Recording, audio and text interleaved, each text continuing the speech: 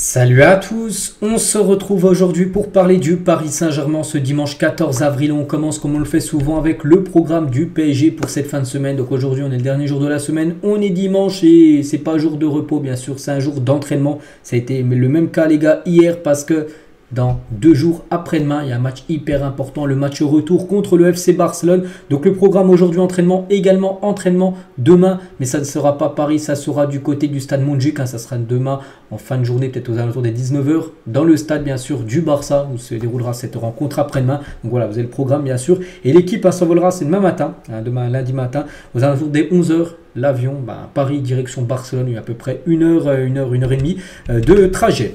On continue, on va parler tiens, de ce tweet énigmatique de l'agent de Bruno Guimaraes, parce qu'on sait que Bruno Guimaraes est un nom qui circule du côté du PSG par rapport à une éventuelle arrivée. On a beaucoup parlé en janvier dernier, et son agent, les gars, il s'appelle Alexis Malavolta. Il a mis un drapeau français sans rien mettre, donc bien sûr ça a beaucoup fait parler. Voilà, est-ce que du coup il est en accord, enfin son agent est à Paris, il a mis le drapeau français parce que Guimaraes va signer du côté du Paris Saint-Germain, tout ça. Donc il a réagi parce qu'il y avait beaucoup de rumeurs par rapport à ça. Donc il a dit bonjour, son agent, bonjour, je tiens à préciser que je suis à Paris pour des raisons privées et familiales et non pour le travail. S'il vous plaît, respectez, n'inventez pas d'histoire. Bruno est très heureux à Newcastle, merci. Donc voilà ce qu'il a pu répondre par rapport à ça. Donc voilà, qu'il a mis le drapeau français, peut-être parce qu'il est en vacances ou il a pris quelques jours de repos avec sa famille en France. C'est pour ça qu'il a mis ce drapeau, parce que là il y a beaucoup de rumeurs. Voilà, il a mis ça. Donc du coup Guimaraes va arriver. Bon après, c'est pas qu'il a mis ça que Guimaraes ne viendra pas. Guimaraes c'est un joueur bien sûr que le PSG cible. Ils ont essayé en janvier dernier, le PSG ne voulait pas débourser 115 millions d'euros au mois de janvier pour l'acheter. On verra bien sûr l'été prochain. On continue tiens aussi avec d'autres infos. Transfert, mercato, c'est qu'aujourd'hui on est le 14 avril, on arrive sur la fin de saison et bientôt le gros objectif ça sera de faire un bon mercato pour préparer bien sûr la saison prochaine comme chaque été bien sûr. Et on va parler de ce joueur Jamal Musiala. Donc il y a des clubs, voilà, il y a City qui est très intéressé, il y a Liverpool, il y a le Barça, mais il y a bien sûr, si je parle de ce joueur dans les du PSG, c'est qu'il y a aussi le PSG qui était aussi sur le coup. Donc voilà, c'est un jeune joueur, il a 21 ans, c'est un crack, c'est un magnifique joueur. Après bien sûr, pour l'avoir c'est compliqué, surtout que pour l'instant Manchester City est en avance sur le dossier, et aussi le Bayern Munich, son club actuel qui ne souhaite pas du tout le lâcher, mais c'est un nom voilà, où le PSG aimerait avoir. Donc voilà, bien sûr après ce joueur là ça coûte très cher, c'est au moins du 180 je pense millions d'euros vu la qualité du joueur. Voilà, donc le PSG serait sur Jamal Musiala. Concernant Luis Diaz aussi, un joueur qu'on parle beaucoup là ces derniers temps, et l'intérêt du PSG pour Luis Diaz est bien réel. Luis Diaz n'a pas encore accepté une prolongation de contrat du côté de Liverpool et pourrait quitter le club cet été au milieu, enfin c'est l'été prochain là.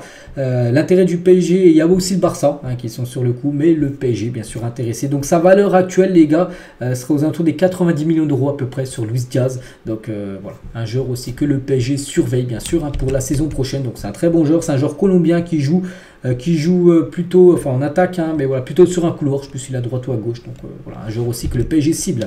Lui aussi il est ciblé, je me souviens, j'en avais parlé déjà de lui l'été dernier, et oui, le PSG est bien intéressé par Bakayoko. Donc le PSG s'intéresse toujours à Johan Bakayoko, pas de clause libératoire, un prix de 50 à 60 millions d'euros.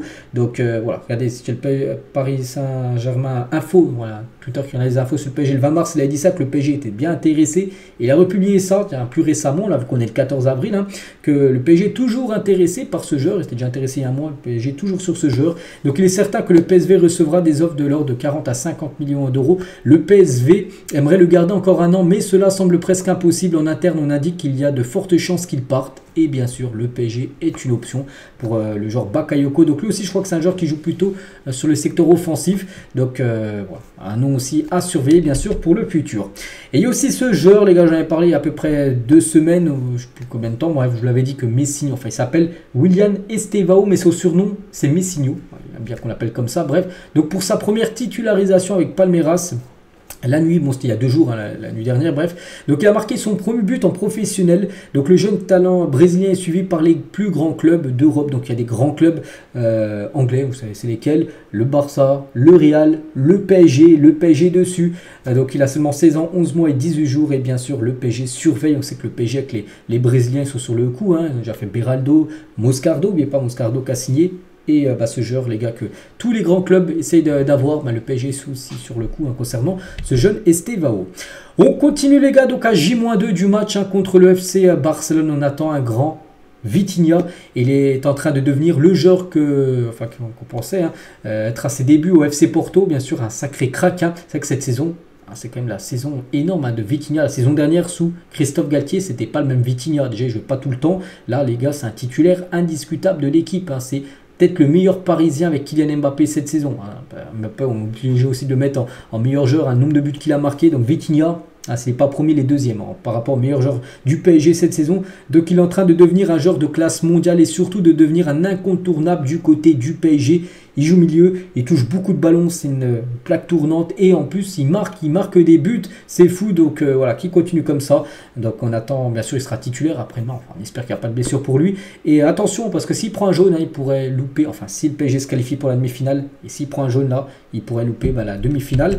Allez, lui aussi les gars, on a hâte de son retour, le retour de cet homme mardi va nous faire tellement de bien contre le Barça, oui c'est vrai. Parce que c'est Hakimi, puis Hakimi, de toute façon, il sait, même tous ses coéquipiers du côté du PSG savent qu'il n'y a plus le choix. Il va falloir faire un comeback contre le Barça, donc on espère qu'il sera en mode guerrier, bien sûr. Hakimi qui a beaucoup manqué pour le match. Allez, on va parler de Mbappé, donc très décevant Mbappé, transparent depuis un mois, inquiète alors que sa relation avec Luis Enrique est distendue. Peut-il se relancer? Donc sa plus mauvaise période depuis 2021, les chiffres ne mentent pas.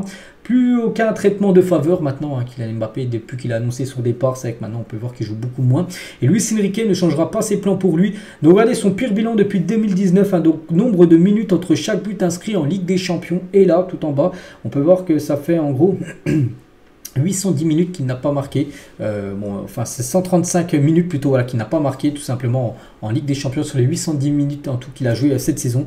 Donc le dernier but qu'il avait marqué c'était contre la Real Sociedad. Donc voilà, en gros, espacé, ça fait déjà 135 minutes qu'il n'a pas marqué en Ligue des Champions. On peut voir que c'est le moins bon bilan par rapport aux autres années précédentes. Donc voilà, concernant Kylian, on sait que Kylian, les gars, à tout moment, après-demain, les gars, il peut claquer un triplé. Et je suis sûr qu'il va faire un gros match, bien sûr, Kylian Mbappé, parce que lui et le reste de ses coéquipiers vraiment sont très revanchards. Ils veulent une revanche, tout simplement, par rapport à ce match aller qui n'a pas été bon. Le PSG, pas satisfait de Randal Colomani, réfléchit à une vente pour recruter. Le joueur n'a aucune intention de quitter le club. Il est arrivé l'été dernier. Lui souhaite rester encore du côté de Paris, mais c'est plutôt le PSG qui pourrait peut-être réfléchir si une belle offre arrive. De toute façon, je pense que si le PSG venait à vendre Randal Colomani, ce sera à perte, parce que le PSG a investi 90 millions d'euros. Je vois aucune équipe mettre 90 millions d'euros sur Randal Colomani. Mais voilà, actuellement la situation de l'attaquant parisien. Retrouvailles entre anciens parisiens, c'est à San Siro. Donc il y avait un match jeudi soir, c'était entre l'AC Milan et l'AS Roma. Et Zlatan et Waro, de deux anciens attaquants du côté du PSG, se sont retrouvés et on peut parler, on peut dire ensemble. L'ordre des favoris au Ballon d'Or à l'heure actuelle sont les bookmakers anglais. Donc on peut voir un Parisien, Kylian Mbappé actuellement. Si par exemple en ce 14 avril c'était la fin de saison, par exemple aujourd'hui, Mbappé serait second au Ballon d'Or. Ce serait Jude Bellingham qui remporterait le Ballon d'Or. Donc voilà, concernant ce top 10. Et on finit aujourd'hui les gars avec cette photo que j'ai pu trouver. Une intelligence artificielle a prédit les vainqueurs de la Ligue des Champions pour les 80 prochaines années jusqu'en 2103. Bon, on ne sera plus là pour voir le vainqueur en 2103. Enfin, moi personnellement, je ne serai plus là. Mais regardez par exemple les équipes qui auraient gagné la Ligue des Champions. Bon, après, c'est une intelligence artificielle, bien sûr. Donc, voilà, le PSG aurait gagné 4 Ligues des Champions. Bon, la première, les gars, ce ne serait pas pour maintenant. La première, ce sera en 2033. Voilà, donc là, cette année, ce serait le Barça. Bon, ça, c'est pas une bonne nouvelle. C'est-à-dire que le Barça éliminerait le PSG. Donc, 2033, ce serait le PSG, sa première Ligue des Champions gagnée. Il faudra attendre encore 9 ans. Après, il faudra attendre jusqu'en 2070. Après, il y a quasiment back-to-back, 2070 et 2072 de Ligue des Champions. Et une autre en 2093. Voilà, donc voilà, notre club français gagnera la Ligue des Champions, l'équipe de Lyon, entre les deux sacres du PSG, en 70-72 serait Lyon en 2071. Bon, voilà, c'est seulement une intelligence artificielle. J'ai voulu vous montrer ça, on peut dire, pour finir l'épisode du jour. Donc voilà les gars, ce qu'il y a à dire aujourd'hui. J'espère que ça vous a plu. On se retrouve demain, et demain les gars, on va commencer vraiment à se mettre à focus sur le match retour, bien sûr, parce que demain, on sera J-1 du match retour contre le Barça. Allez, je vous laisse les gars, je vous souhaite une bonne fin de week-end et à demain.